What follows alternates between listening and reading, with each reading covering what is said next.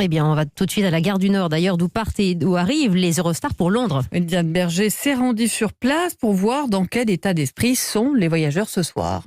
Kaba se dépêche d'aller à l'enregistrement de l'Eurostar. Dans sa main droite, elle tient une immense valise. Dans la gauche, la main de son plus jeune fils. Ses autres enfants sont étudiants à Londres et ils avaient prévu de se retrouver là-bas pour les fêtes. Et c'est maintenu malgré le confinement. C'est Noël, il faut fêter en famille. Mes enfants sont là-bas, je suis qu'avec le plus petit ici en France. Chaque année, on fête ensemble. Ils ne vont pas nous priver cette année.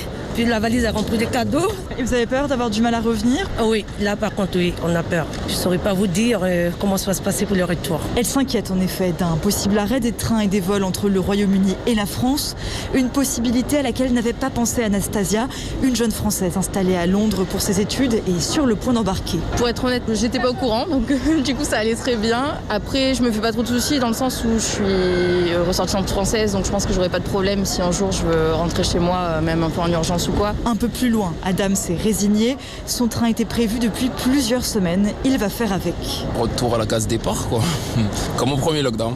On va être patient, c'est tout. Jusqu'à des jours meilleurs où il sera de nouveau possible de circuler sereinement entre les deux pays. Ce qui manque aujourd'hui à ce jeune expatrié. Diane Berger, gare du Nord à Paris.